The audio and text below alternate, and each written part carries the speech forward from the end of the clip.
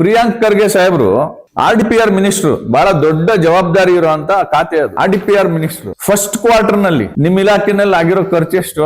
4.5%. ಇಡೀ ರಾಜ್ಯದಲ್ಲಿ ಮೊದಲ ತ್ರೈಮಾಸಿಕದಲ್ಲಿ ಆಗಿರ್ತಕ್ಕಂಥದ್ದು 14%. ಇದ್ರ ಬಗ್ಗೆ ಮಾತಾಡ್ಬೇಕು. ಇಲಾಖೆನಲ್ಲಿ ಆಡಳಿತ ಯಾಕೆ ಕುಸ್ತಿದೆ, ಏನು ಎತ್ತ, ಇದ್ರ ಬಗ್ಗೆ ಮಾತಾಡ್ಬೇಕಲ್ವಾ? ಇದ್ರ ಬಗ್ಗೆ ಮಾತಾಡಲ್ಲ. ಮಾತೆತ್ತಿದ್ರೆ RSS, BJP ಇದು ಸಂಪೂರ್ಣ ಜನರನ್ನ ದಿಕ್ ತಪ್ಪಿಸ್ಲಿಕ್ಕೆ, ಇಶ್ಯೂನ ಡೈವರ್ಟ್ ಮಾಡ್ಲಿಕ್ಕೆ ಮಾಡ್ತಾ ಇರುವಂತಹ ಕುತಂತ್ರ ಅಂತ ನನಗನ್ನಿಸ್ತಾ ಇದೆ. ಇದೆಲ್ಲಕ್ಕೂ ಕಳಸ ಇಟ್ಟಂಗೆ ಪ್ರಿಯಾಂಕ್ ಖರ್ಗೆ ಅವರು ಅವರ ಆಪ್ತ ಈಗ ಡ್ರಗ್ಸ್ ಮಾಫಿಯಾದಲ್ಲಿ ಸಿಕ್ಕಾಕೊಂಡಿದ್ದಾರೆ. ಈ ಡ್ರಗ್ಸ್ ಹಾಗಾದ್ರೆ ನನಗೆ ಡೌಟ್ ಏನು ಅಂದ್ರೆ ಚಾಮರಾಜನಗರಕ್ಕೂ ಗುಲ್ಬರ್ಗದಿಂದ ಬರ್ತದೇನೋ ಅಂತ. ಯಾಕೆಂದ್ರೆ ಇವರು ಮುಂಬೈನಲ್ಲಿ ಸಿಗಾಕೊಂಡಿರೋದು, ಮೈಸೂರಿಗೆ ಬೇರೆ ಬೇರೆ ಕಡೆಗೆ ಡ್ರಗ್ಸ್ ಸಪ್ಲೈ ಆಗ್ತಾ ಇದೆಯಾ ಅನ್ನೋದು ಸಂಶಯ ನನಗೆ. ಇದು ಕುತ್ರ ಹೇಳ್ಬೇಕು ಪ್ರಿಯಾಂಕ್ ಖರ್ಗೆ ಅವರು, ಇದು ಕುತ್ರ ಹೇಳ್ಬೇಕು. ಆಮೇಲೆ ಅವ್ರ ಇಲಾಖೆ ಈಗ RDPR ಜೊತೆಗೆ ಅವರು IT-BT ಮಿನಿಸ್ಟರ್ ಕೂಡ. ಈ IT-BT ಪೋರ್ಟ್ಫೋಲಿಯೋದಲ್ಲಿ ಕಳೆದ 2 ವರ್ಷಗಳ ಇವ್ರ ಸಾಧನೆ ಏನು ಅಂತಂದ್ರೆ ನೋಡಿ, ಟೊಯೋಟಾ ಎಲೆಕ್ಟ್ರಿಕಲ್ ಕಾರ್ ಕಂಪನಿ 25,000 ಕೋಟಿ it is shifted to Maharashtra.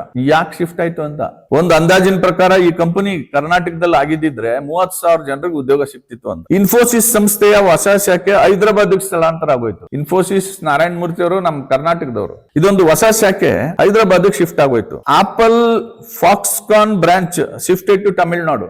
ಇದಕ್ಕೆ ಪೂರಕವಾಗಿ ಉದ್ಯಮಿ ಮೋಹನ್ ದಾಸ್ ಪೈ ಅವರು ಕರ್ನಾಟಕದಲ್ಲಿ ಭ್ರಷ್ಟ ಸರ್ಕಾರ ಇದೆ, ಹಾಗಾಗಿ ಇಲ್ಲಿ ಕಂಪನಿಗಳನ್ನ ಮಾಡಕ್ಕಾಗಲ್ಲ ಅಂತ ಒಪಿನಿಯನ್ ಕೊಟ್ಟಿದ್ದಾರೆ. ಅದು ಮಾಧ್ಯಮಗಳಲ್ಲೆಲ್ಲ ಬಂದಿದೆ, ನೋಡಿದೆ. ರೇಟ್ ಕಾರ್ಡ್ ಹಾಕಿ ಅಂತ ಕೇಳಿದ್ದಾರೆ. ಸೆಮಿಕಂಡಕ್ಟರ್ ಇಲ್ಲಿ ಮೈಸೂರಲ್ಲಿ ಮತ್ತು ತುಮಕೂರಲ್ಲಿ ಪ್ರಾರಂಭ ಮಾಡ್ಲಿಕ್ಕೆ ಅವಕಾಶ ಮಾಡಿ ಅಂತ ಕೇಂದ್ರ ಸರ್ಕಾರ ಈಗಾಗಲೇ ಪ್ರಪೋಸಲ್ ಇದೆ. ಇನ್ನೂ ಇದು ಬಂದಿಲ್ಲ. ಇದ್ರ ಬಗ್ಗೆ ಯೋಚನೆ ಮಾಡ್ಬೇಕಾದವರು, ದೀಸ್ ಆರ್ ಆಲ್, ನಾನೊಬ್ಬ ಸೆನ್ಸಿಟಿವ್ ಸಿಟಿಸನ್ ಆಗಿ ಹೇಳ್ತೀನಿ, these are all very sensitive issues. RSS is not a issue, it is a non issue. Non ಇಶ್ಯೂನ ಮೇಲಕ್ಕೆ ತರ್ತಾ ಇದೀರಿ. ಯಾಕೆ ಅಂದ್ರೆ ಇಶ್ಯೂನ ಡೈವರ್ಟ್ ಮಾಡಕ. ಇದು ಇಡೀ ಸರ್ಕಾರನೇ ಒಂದ್ ರೀತಿ ವಿರೋಧ ಪಕ್ಷದ